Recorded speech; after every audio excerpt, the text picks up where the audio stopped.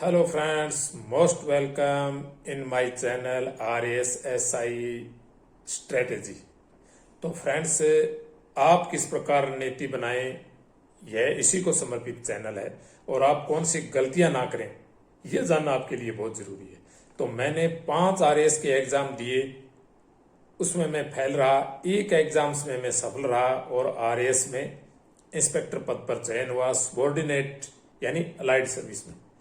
तो आप इस सबॉर्डिनेट में ना रह करके आप सुपर ऑर्डिनेट में जाएं, यानी आप स्टेट सर्विस में जाएं, आप टॉपर बने।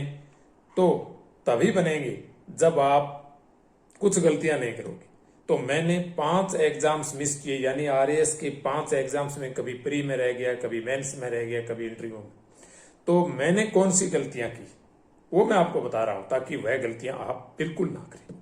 क्योंकि आपके लिए जब यह जानना जरूरी होता है कि टॉपर्स ने कैसे आंसर राइटिंग की है, टॉपर्स ने क्या स्ट्रेटेजी अपनाई है, तो साथ में आपको यह जानना भी जरूरी है कि जो RS में टॉपर नहीं बन पाए, यानी इंस्पेक्टर रैंक में रह गए या अलाइड में, सबॉर्डिनेट में, तो उन्होंने कौन सी गलतियां की, ताकि वह गलतियां आप ना करें। तो ये 4-5 मिनट का वीडियो आपके लिए रहेगा। सबसे पहले मैं मेरे प्रथम RS एग्जाम्स पर आता हूं। भी आप जब BA करते ही पहली बार एग्जाम देते हो तो बड़ा जुनून होता है, बड़ा जोश और साहस होता है लेकिन आप गलती क्या करते हो? क्योंकि बहुत सारे नए लड़के आप APR होते हो या जो सर्विस में वो भी पहली बार एग्जाम देते हैं, तो फिर बड़ा जुनून होता है और आप फॉर्म अप्लाई कर देते हो, लेकिन आप ये नहीं देखते कि आप बड़ी गलती करने जा रहे हो। तो सबसे पहली बार मैंने पहले एग्जाम्स में क्या गलती की फ्रेंड्स, वो सबसे पहले मैं आपको बताता हूँ। सबसे पहली गलती तो ये की कि BA करते ही मैंने 99 में, यानी 1999 में BA करते ही RS का एग्जाम अप्लाई कर दिया 2-3 महीने बाद ही। और BA के दौरान हम क्या पढ़ते हैं आपको पता है? 1 वीक सीरीज पढ़ते हैं, बाई ग्रेस से पास होते हैं तो फिर हमारा कंटेंट तैयार होता ही नहीं यार। हम 2-3 महीने में ही अपेक्षा करते हैं कि मैं RS में सिलेक्शन मेरा हो जाएगा, लेकिन वहां फ्रेंड्स आप एक प्रकार से बहुत बड़ी गलती कर रहे होते हैं। और मैंने 2 बड़ी गलतियां की पहले एग्जाम्स में, वो मैं आपको बता देता हूं। 1999 में पहली बार BA करने के बाद जब APR हुआ, सबसे बड़ी गलती तो ये की कि जो RS में सिलेक्ट था उससे मैं नहीं मिला। क्योंकि उस समय RS में बहुत कम सिलेक्शन होते हैं आसपास, और हम इस प्रकार की बात है वो सोचते नहीं कि यार मिलना जुलना क्या है, पढ़ना है, सिलेबस है, पढ़ लेंगे, एग्जाम दे देंगे, हो जाएगा। लेकिन आपको स्ट्रेटेजी जानना जरूरी होता है। उस समय यूट्यूब्स वगैरह होते नहीं थे। तो मैंने 2 बड़ी गलती ये की। सबसे पहली गलती तो ये की कि पहले से मैंने कंटेंट तैयारी नहीं किया। मुझे BA करने के बाद कम से कम 1 साल तक तैयारी करनी चाहिए थी अच्छी। और फिर दूसरी बड़ी गलती क्या की, चलो मैं प्री भी कर लेता, मेंस भी देता, लेकिन बड़ी गलती प्री के दौरान ही मैंने कर ली। वो गलती आप ना करें। मैंने सोचा कम समय है, अब अपने सिर्फ गाइड पढ़ लेते हैं। और गाइड कौन सी लिया? यूनिक की इतनी बड़ी बड़ी गाइड लिया। उस समय ये नहीं सोचा कि मुझे कुछ गिना चुना कंटेंट ही पढ़ लेना चाहिए। प्रीवियस ईयर्स क्वेश्चन पेपर देख करके, प्रीवियस ईयर क्वेश्चन पेपर भी नहीं देखा और पढ़ना शुरू कर दिया। इस आधार पर प्रतियोगिता दर्पण आती, उसमें जो कैंडिडेट सिलेक्ट होता वो किताबें बता देता, एक लिस्ट बनती थी, अभी भी बनती है कि मैंने कौन सी किताबें पढ़ी, वो हम किताबें ले आते हैं और सबसे बड़ी गलती करते हैं। तो दूसरी सबसे बड़ी गलती जो मैं आपको बता रहा था वो किताबों के लेवल पर थी। बहुत सारी किताबें ले आया। किताबें कौन सी? गाइड। तो इसलिए आपको गाइड से परहेज करना है। अलग अलग विषय की गाइड लिया है, उसमें सब्जेक्ट होते थे। तो इसलिए आप सबको यह सीखना है कि आप गाइड से कभी भी, आप गाइड सिर्फ गाइड करती है, आप टॉपर नहीं बन सकते, टॉपर नहीं, सिलेक्ट भी नहीं हो सकते। हाँ, नोट्स हैं वो क्या होते हैं, किसी भी सब्जेक्ट कंटेंट से संबंधित बहुत बढ़िया तरीके से बनाए जा सकते हैं। और अगर कंटेंट बढ़िया बने हुए तो फिर आप डोंट वरी, आप सिलेक्ट हो सकते हैं। लेकिन उसके साथ साथ आंसर राइटिंग प्रैक्टिस या पहले से आपका एकेडमिक लेवल, सिलेबस का कुछ आपको उसके बारे में थोड़ी जानकारी होना जरूरी है। समय तो 1 साल का कम से कम PCS UPSC में देना पड़ता है फ्रेंड्स। अब मैं मेरे दूसरे एग्जाम्स पे आता हूं। फिर मैंने एग्जाम्स दिया 11 साल पढ़ाई छोड़ करके फ्रेंड्स 2010 में। मैं पहले से था, प्रैक्टिस में लग गया, पारिवारिक जिम्मेदारियां, कुछ पैसा कमाना, कुछ लोन वगैरह हो गया, उसको क्लियर करना जरूरी था। तो अब 2010 में मैंने कौन सी गलती की वो मैं आपको बताता हूं। 2010 में मैंने यह गलती नहीं की, गाइड पढ़ने वाली बिल्कुल कोई गाइड नहीं पढ़ी, देखने के लिए जरूर ले आया भी किस किस प्रकार से प्रश्न आते हैं और हैं। मैंने प्रीवियस ईयर क्वेश्चन की यूनिक गाइड आती है, पहले के यूपीएससी पीसीएस के प्रीवियस ईयर पेपर होते हैं, वो पेपर मैंने बहुत ज्यादा किए, प्री में मेरा सिलेक्शन हो गया। और किताबें में बहुत ज्यादा नहीं लाया, और सब्जेक्ट होते थे उसकी भी ऑथेंटिक किताबें पढ़ी, प्रमाणिक टेक्स्ट बुक की पढ़ी, नोट्स वगैरह मैंने नहीं पढ़े। तो मेंस के अंदर मैंने क्या गलती की, मेंस में मैं चला भी गया कोचिंग लेने उत्कर्ष में, लेकिन वहां मैं सेट नहीं हो पाया। वहां यहाँ तो ड्यूटी के दौरान यहाँ घर पर ही रहता, तो और वहां खाना पीना हॉस्टल में रहना मुझे सूट नहीं किया। तो मैंने क्या किया कि वहां मैं डिस्टर्ब हो रहा था, क्योंकि लड़के रात को पढ़ रहे थे, मुझे रात को पढ़ना पसंद नहीं था, वहां हॉस्टल में रह रहा था। तो फिर मैं स्किप करके आ गया। वहां धर्मेंद्र सर की 1-2 क्लास ली थी, फिलोसफी होता था सब्जेक्ट, फिलोसफी और पॉलिटी मेरे 2 सब्जेक्ट थे। तो वही मैंने गलती कर दी, फिलोसफी में मेरे नंबर नहीं आ पाए, एक सब्जेक्ट ही तैयार हो पाया। तो 2010 के अंदर मेंस में मैं रह गया। तो मेंस में किस गलती से रह गया, एक तो भी मुझे उस विषय से संबंधित कोचिंग लेनी थी या फिर उसके नोट्स ले आने थे, लेकिन वहां मैंने गलती की।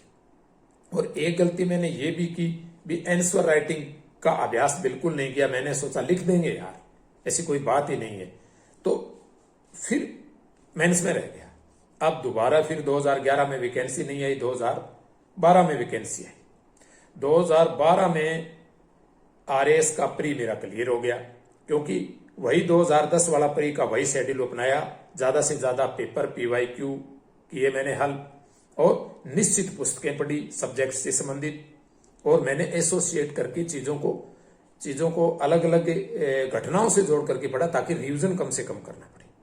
प्री क्लियर हो गया, मेंस भी क्लियर हो गया, इंटरव्यू भी क्लियर हो गया, और आरएस में मेरा सिलेक्शन हो गया सुबॉर्डिनेट सर्विस में, सहकारिता विभाग निरीक्षक पद पर। तो वहां मेरी 902 रैंक थी, 1209 वैकेंसीज थी। तो अब इससे आपको क्या सीखना है, मेरा सिलेक्शन हुआ, लेकिन इससे आप भी सीखें। मैं टॉपर बन सकता था, लेकिन इस दौरान मैंने क्या किया, वहां मैंने गलती क्या की, वहां गलती मैंने ये की कि जो भी चीजें मैंने पढ़ी उसको मैंने टू द पॉइंट ना लिख करके पैराग्राफ फॉर्म में ज्यादा लिखा था मैंने। तो इसलिए आप टू द पॉइंट लिखें, मैपिंग वगैरह आप डायग्राम वगैरह वो बनाएं। मैंने सीधे पैराग्राफ टाइप लिख के आया था मैं, मुझे इस चीज का ध्यान नहीं था। तो इस वजह से मेरे टॉप मार्क्स नहीं बन पाए। एक मैच्योरिटी नहीं थी, कहीं ना कहीं परिपक्वता का अभाव था भी। एक आरएएस के कैंडिडेट के अंदर बहुत सारी मैच्योरिटी भी होनी चाहिए, अलग अलग लेवल पर, ठीक है, मोटिवेशन के लेवल पर, कंसिस्टेंसी के लेवल पर, आंसर राइटिंग के लेवल पर। तो वो चीज एक जो जनरल अवेयरनेस होती है, चीजों को अपने खुद के आधार पर आंसर राइटिंग हम कैसे करें, वो भी जागरूकता बहुत कम थी। तो वह भी जागरूकता आप कैसे प्राप्त करें, मैच्योरिटी कैसे प्राप्त करें, अलग वीडियो बनाएंगे। अब आते हैं 2013 के एग्जाम्स में। 2013 में मेरा प्री क्लियर हो गया, मेंस भी क्लियर, इंटरव्यू में रह गया मैं। क्यों रह गया, क्योंकि मेंस में मेरे पास मैथ्स सब्जेक्ट जो था वह मेरा विषय नहीं था, और मैथ्स में और रीजनिंग में मेरे मार्क्स नहीं बने, और हिंदी इंग्लिश में मैंने बहुत कम अभ्यास किया, तो वहां भी मैं ढंग से नहीं लिख पाया। तो सबसे बड़ी गलती क्या रही मेरी, सबसे बड़ी गलती यही रही कि हर सब्जेक्ट आपको तैयार करना चाहिए। तो 2013 के अंदर मैथ्स था, रीजनिंग था, 2018 में बैठा दिया था, बाद में 16 में भी रहा था। तो वहां मैंने मैथ्स की अगर कोचिंग ली होती किसी टीचर से और पढ़ लिया होता, कोई क्लासेस ली होती, तो फिर मेरा सिलेक्शन जरूर होता, टॉप में भी हो सकता था। तो ये गलती आप ना करें, आप कोई भी विषय छोड़ने की गलती ना करें। हाँ, जो टॉपिक जनरल अवेयरनेस का है, सामान्य जागरूकता, अगर वहां बिना पढ़े लिख सकते हैं, टॉपिक छोड़ सकते हैं आप। और ऐसे टॉपिक आरएएस मेंस में मैं तो कहता हूं 50% टॉपिक ऐसे हैं जहां आपको सामान्य जागरूकता, परिपक्वता अपनानी होती है।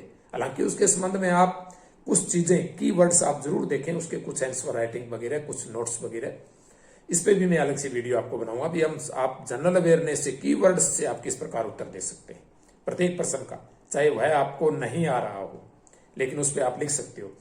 तो फिर आते हैं 2016। 2016 में मैं प्री एग्जाम में फेल हो गया, क्योंकि एक तो RS 12 में सिलेक्ट था, 2016 में हमें ट्रेनिंग ज्वाइन हुई, 2016 बैच में हमारा सिलेक्ट हुआ, यानी 2016 बैच में हमारा सिलेक्शन हुआ। 2016 तक भर्ती कोर्ट में चली थी। 2016 में ट्रेनिंग के दौरान वहां पढ़ाई को कंसिस्टेंसी नहीं रख पाए। तो आप भी अगर सिलेक्ट हो जाओ और वहां ट्रेनिंग में जाओ तो आपको इधर उधर टाइम वेस्ट नहीं करना है। हम गप्पे लगाते एक दूसरे के साथ, वहां फालतू की बातों में उलझे रहते थे। आपको अपने कमरे पे आना, वहां दोस्तों के साथ थोड़ी बहुत गप्पे लगाना, लेकिन अपनी किताबों में आपको रेगुलर पढ़ते रहना है। वह गलती मैंने की, सिलेक्शन हो गया तो फिर ढीले पड़ गए, हाँ यार, और एक स्मार्ट स्टडी नहीं की। बहुत सारे फैक्ट्स में उलझे रहते, ना तो प्रीवियस ईयर पेपर देखे, ना आंसर राइटिंग अभ्यास की। कहने का मतलब अभ्यास नहीं किया बिल्कुल भी। तो आपको अभ्यास करना बहुत जरूरी है प्री के अंदर, आपको एग्जाम के निकट, और चयनित अध्ययन नहीं किया, यानी फालतू है, हिस्ट्री है, मैथमेटिक्स है, इनमें आपको उलझने की जरूरत ही नहीं होती, वहां भी हमने टाइम वेस्ट किया। तो इस वजह से वहां सिलेक्शन नहीं हो पाया 2016 में। अब 2018 में मैं बात करता हूं। 2018 में मेरा प्री क्लियर हो गया। 2018 में मेंस भी दिया, लेकिन इंटरव्यू कॉल नहीं हो पाया। क्यों नहीं हो पाया? बहुत बड़ी गलती की फ्रेंड्स मैंने। एक तो सुंदर लिखाई के चक्कर में मेरा पेपर ही रह गया। मैंने सोचा बहुत बढ़िया तरीके से लिख के आएंगे, अच्छे मार्क्स आएंगे, यह गलती की। हिंदी में मेरा 30-40 नंबर का ही रह गया, हिंदी अंग्रेजी में 30-40 नंबर के तो क्वेश्चन ही मेरे रह गए। अगर मुझे समय मिलता तो मैं उनमें लिखता। और बहुत सारे पेपर में, और एक बड़ी गलती मैंने क्या की, जो प्रबंधन है, विधि है, व्यवहार है, लोक प्रशासन, ये जो हिंदी का जो ग्रामर है, अंग्रेजी ग्रामर है, यहां से आप बहुत बढ़िया मार्क्स प्राप्त कर सकते हो। और उसके या तो नोट्स आपको मिल जाए, या बहुत बढ़िया पुस्तकों से टू द पॉइंट उनके जो भी परिभाषात्मक हैं, जो भी फैक्चुअल है, सीधे फैक्चुअल आते हैं, वो आपको तैयार करने चाहिए थे। पहले रिटर्न अभ्यास जरूर करना चाहिए थे। मैंने भी रिटर्न अभ्यास बिल्कुल नहीं किया, ना पेपर लिखने का अभ्यास किया। मैंने सोचा लिख देंगे यार। हालांकि कंटेंट आपके तैयार होता है तो आप बिल्कुल लिख सकते हो, लेकिन कंटेंट भी तैयार नहीं कर पाया, इसलिए दोनों गलतियां कर दी।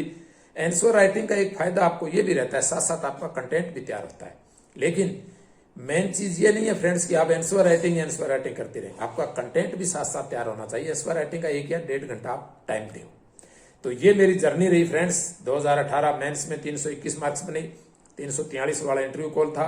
2021 में 314 मेरिट रही, लेकिन मैं ओवरेज हो गया, तो 2021 का मैंने एग्जाम ही नहीं दिया। लेकिन इसके बाद स्ट्रेटेजी बताने के लिए इस वीडियो से आपसे जुड़ गया, ताकि आप कम से कम गलतियां करें। आप दूसरों की गलतियों से सीख करके स्वयं गलतियां करने से बचें, क्योंकि आरएएस का जो एग्जाम है आता ही 2-3 साल से है। और आप अगर प्रयोग करने लग जाओगे, कुछ सीखोगे नहीं, स्ट्रेटेजी नहीं अपनाओगे, तो अपना समय खराब करोगे। तो इसलिए जानना बहुत जरूरी है। और बहुत सारी वीडियोस भी आप देखते रहें, मैं नहीं कहता यही आप देखें, लेकिन यह भी जानना आपके लिए बहुत जरूरी है, क्योंकि आरएएस सिलेक्टेड से और आरएएस के दौरान टॉपर क्यों नहीं बन पाया, यह आपके लिए जानना बहुत जरूरी था। तो थैंक यू फ्रेंड्स।